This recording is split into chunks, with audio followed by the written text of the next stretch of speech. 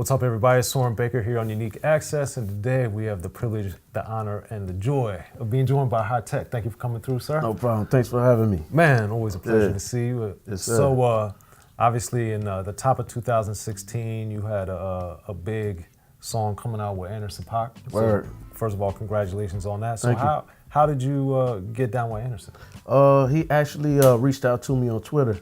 You know, I get a lot of messages. Right. You know, a lot of people just due to my work, they want some Hi-Tek heat. Right. And As Anderson hit me up like, yo, let's do something. I'm at the end of my album. I only got like a week left to finish, like a couple weeks to finish the album, something like that.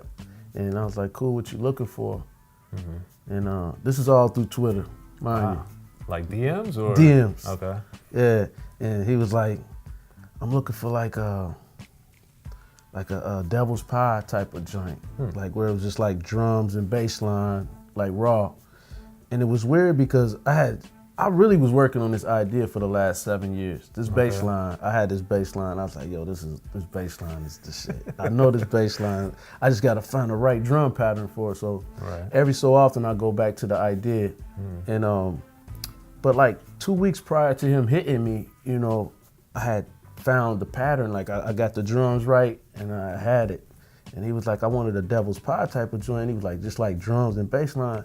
And it was weird because that's what I had. I had this groove with this drum and bass line. So I sent it to him. That's the only track I had sent it to him. He didn't really hit me back for like a month. Okay. So one night he just hit me back and was like, yo, I'm working on your joint tonight. And after that, the rest was history. And then who came up with a title for the song? He did. Oh, okay.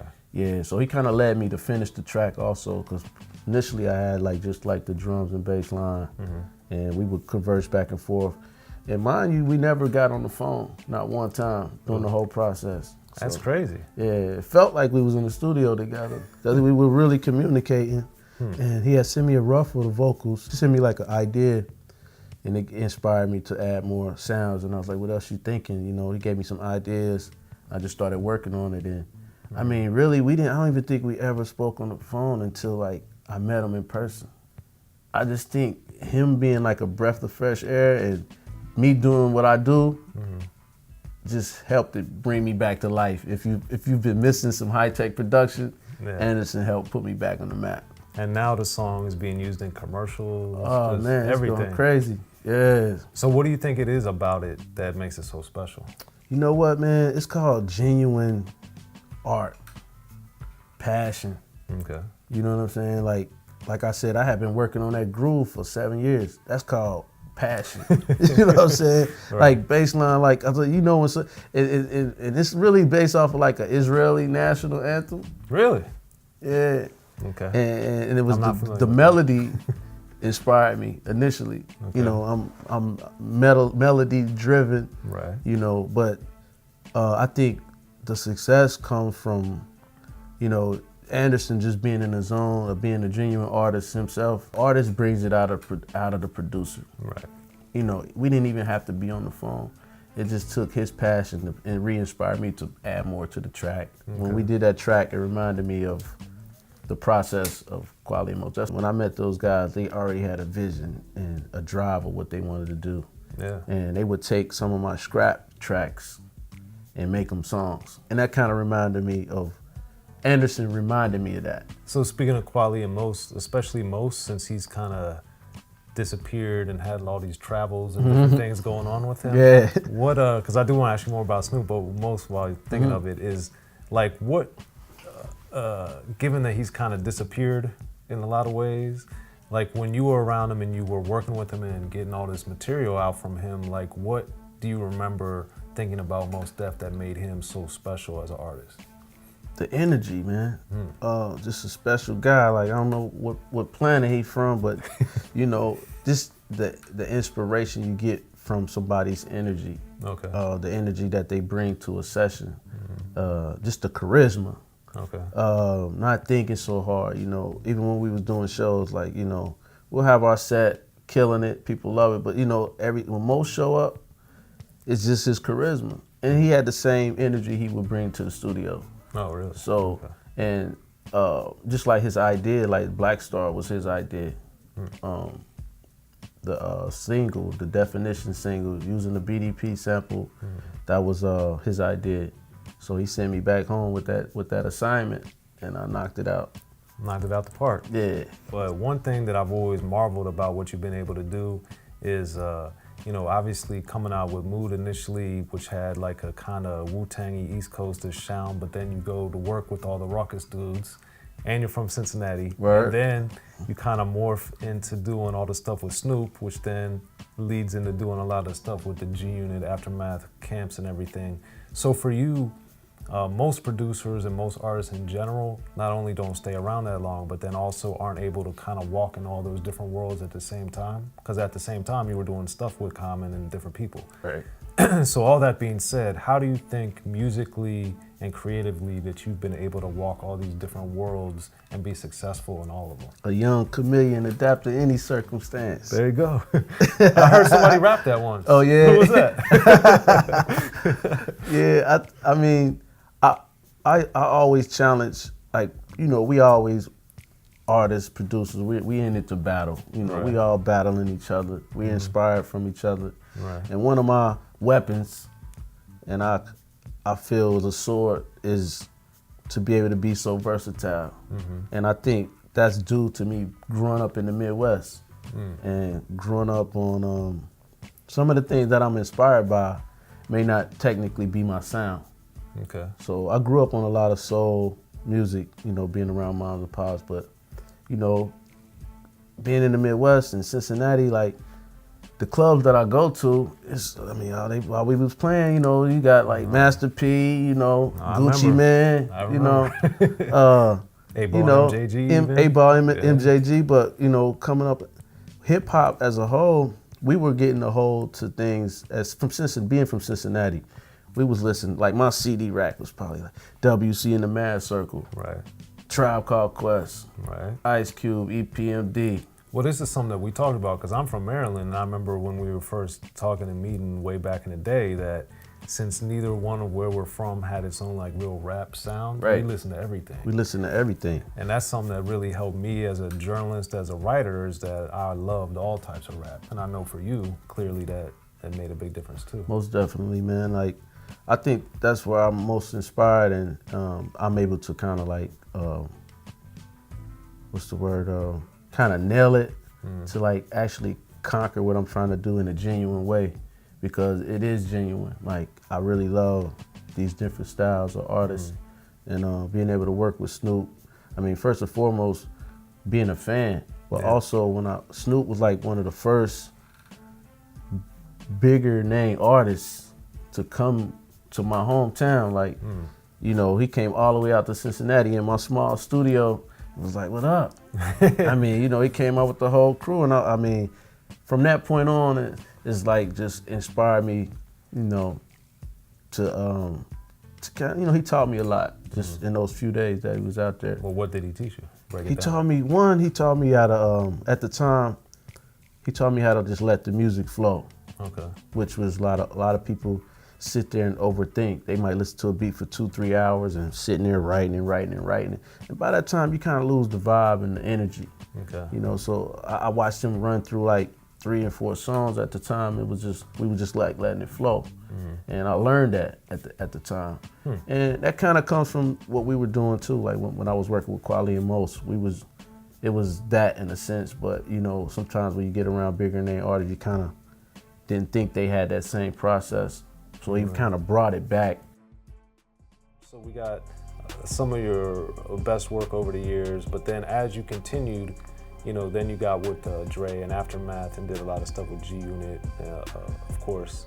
So with that thing, what different did you see? Because you've been with the Raucous movement, you've been with the Snoop movement, you've had your own movement in Cincinnati, and then getting with the GUnit, which was kind of an interesting organization because they had so many artists from so many different parts of the country. So what did you see that was different about 50 Cent and GUnit than the other spots you had been around? Oh man, I think 50 Cent and GUnit was a natural mesh for me. Okay. At the end of the day, my more East Coast driven sound. Right. mixed with what they were already doing and what I was already doing with Aftermath or with Snoop. I think it was a natural thing. At the time, I mean, that's like a big accomplishment for me, you know, because those guys were selling records, you know, and it ain't nothing like being on a selling record, a successful project, right, and still deliver at the same time. You know, it's not about the sales, you know, really, but at the end of the day, you want to be able to display. It's a bigger platform to display, and it leads to bigger projects. But I think with having like 50, doing something with 50 and the GUnit when they're at the top of their game was like a big accomplishment for me. But you know, I have to give respect to Dre for that, right, because Dre at the time, and that's crazy because I worked with Snoop first, and Dre was familiar with my music, you know, I think, you know, at the time, but I had actually got reintroduced to Dre on a different page, okay, which was like the first track me and Dre did. He actually rapped on my track, which was the True First right, project, and we did a song called Hollywood. yeah, But that was like me and Dre's first Collaborate, right. first collabo, you know. And I think when he played like GUnit those tracks, he didn't necessarily say Hi-Tek did them. He didn't really say Dre was just being the executive producer that he is. You know what I'm saying? He's a broad thinker, and a lot of people need to listen to their producer, man. And a lot of people, the reason why they decline in their careers a lot of times is because they stop wanting to be produced. Yeah, You know what I'm saying? they as artists now know everything. Yeah, and they think they can't hear beyond the beat. You know, Right. you can make a cool song, but it's some intricacies that go into it that me and Dre only know. You know, Right. but it's about, you know, it's a Picasso, and then you got regular paintings that's in the mall wall. You know what I'm saying? Yeah, well, you've made several Picassos. No doubt. So Appreciate it. congratulations, by Thank the way. you. So what are the next Picassos? What you got? What are you working on? What's coming up? Oh man, you know, I'm just really like rethinking what I want to do. Okay. And trying to put myself in the right circle of work. You know, something to like bring out what I do best, like scoring movies or scoring films, or you know, like that next artist to me has to be an artist that like a younger artist that I want to work. It has to be something that's like an Anderson .Paak, somebody that's has more to bring to the table. And it always come back to when I started it, what got me into this game, which was Mos Def and Kweli. Right. And when I met those guys, they already had a vision and a drive of what they wanted to do. Yeah. And they would take some of my scrap tracks and make them songs. So I always bring it back to that. And that kind of reminded me of, Anderson reminded me of that. Okay. When we did that track, it reminded me of the process of Kweli and Mos Def. So right now, I'm just kind of rethinking my whole thing. You know, I'm taking my time, because I feel like, you know, you got to work smarter, you know, not harder, you know. Right. Because if you're already talented, you know, it's all about your approach and the things that you do. Right. You know what I mean? And I think I've wasted a lot of time trying to like polish a diamond out of the rough when like I'm pouring my heart and passion out on these artists, and I got these projects sitting on my hard drive, and they never come out. Right. I mean, the money is cool. You get a budget for it. You get it delayed, but the thing is, your fans don't have anything to do with that. So if they're sitting waiting, and then they say like, "Well, where's Hi-Tek?" And they never get this project, you know. And I always feel like I was kind of stuck in limbo in technology, meaning when me and Kweli dropped like Train of Thought and all, just my whole, we were all like always behind like YouTube. YouTube wasn't around. You know, there was no Instagram or Twitter, none of those type of platforms. Or like when I dropped my album in 2006, doing like, you know, cheap videos really wasn't a thing. I was still kind of waiting on that big budget video. When really now I look back at it, I was like, man, I could have just did a video on the iPhone. So right now I'm just trying to be smarter and do smarter things. And big up to Anderson .Paak on the Grammy now. Yeah. You know, I feel like I was a part of that, and it's about being smarter, man. Well, there it is, y'all. He's Hi-Tek. I'm Soren Baker here on Unique Access. Thank you for coming through, sir. No problem, man. Thanks for having me.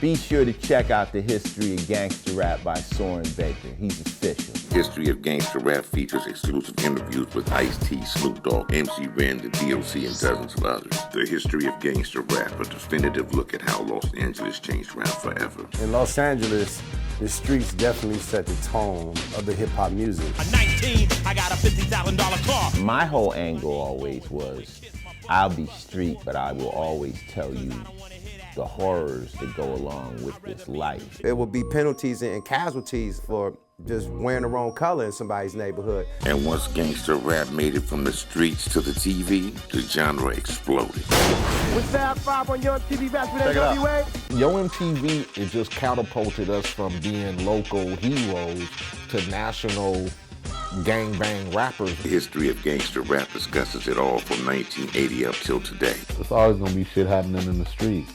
You know what I mean? So it's always gonna be something to talk about. The History of Gangsta Rap in stores now.